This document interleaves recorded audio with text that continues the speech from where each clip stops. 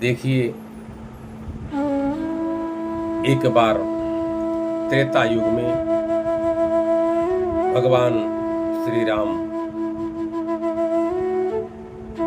माता जानकी जी के साथ अगस्त्य ऋषि के आश्रम में पधारे। एक बार त्रेता युग माही शंभु गए कुंभ ऋषि पाही। शंग सती जग जननी भवानी ओदे ऋषि अखिलेश्वर जानी। राम कथा मुनि बरज बखानी सुनि महेश परम सुख मानी। देखिए, एक बार शिव बाबा भोलेनाथ त्रेता में अगस्त्य ऋषि के आश्रम में गोदावरी गंगा के तट पर कथा सुनने गए। ऋषि देव ने पूजन किया। ऋषि देव ने पूजन किया, बिठाया आसन पे। बाबा से तुरंत ही पूछा कि क्या आज्ञा है बाबा। बाबा बोले अगस्त्य ऋषि से कि हम श्री राम कथा सुनने आए। श्री राम कथा की देखिए, वस्तुतः अगस्त्य जी शिव चरित्र के बड़े अद्भुत प्रणेता। शिव जी बोले मुझे मेरे प्रभु की कथा सुनाइए। देखिए, अपनी चर्चा सुनने पर पुण्य का नाश होता है। सनातन संस्कृत के दो महापाप हैं। पहला पाप है स्वगुण गान और दूसरा पाप है पर निंदा। देखिए, हम जब अपनी प्रशंसा करते हैं तो साथ साथ किसी ना किसी की निंदा भी करते हैं। एक ही काम में दोनों काम निपट जाते हैं। आत्म प्रशंसा महापाप है। परम धर्म श्रोते विदित अहिंसा पर निंदा सम अघनगरीसा। देखिए, दूसरे की निंदा के समान कोई महापाप नहीं। अवसर आए तो मौन साधना चाहिए। जब हम दूसरे की निंदा करते हैं तो उसका पुण्य बढ़ता है। जिसकी निंदा करते हैं उसका पुण्य बढ़ता है और हमारा पाप जो है वो भी बढ़ता है।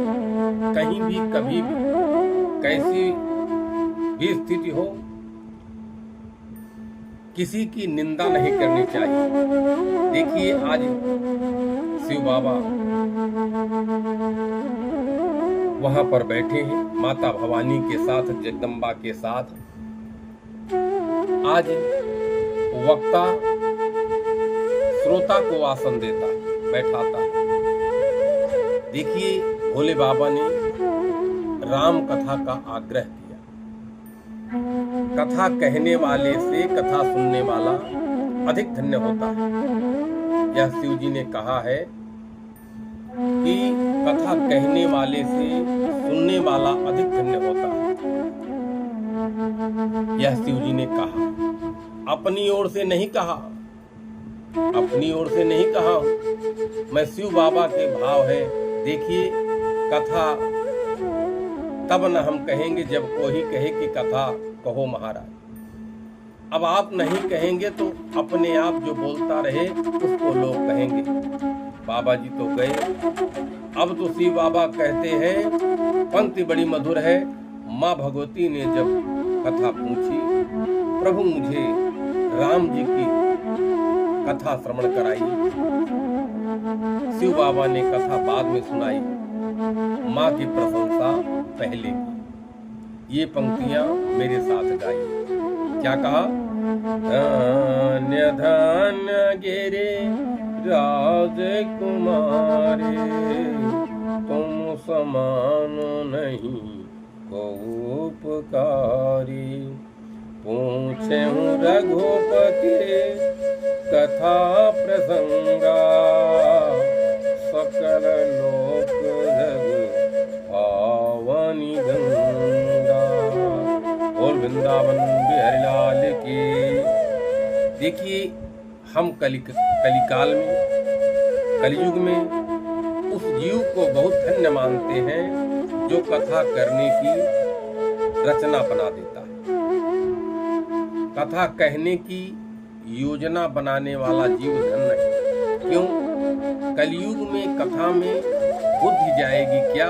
कलयुग में हर आदमी अपने ही कर्मों से, कामों से परेशान है। किसी को भी आप पूछो, भाई साहब रुको, किसी से आप पूछो कि भाई साहब रुको यार, देख रहे क्या इतनी जल्दी में है आदमी कि जो भी जीव धन्यास्ते कृतिनः पिबन्ति सततम श्री राम नामामृतम। सबको अमृत पान कराने की योजना जिसके चित्त में आई, बाबा शिव कहते हैं वो जीव धन्य है। कोई भी हो प्रशंसा करने लायक है, उसका धन्यवाद करने लायक है। इस संसार में नाहम बसामि वैकुंठे योगी नाम हृदय न च मद भक्त्या यत्र गायन्ति तत्र तिष्ठामि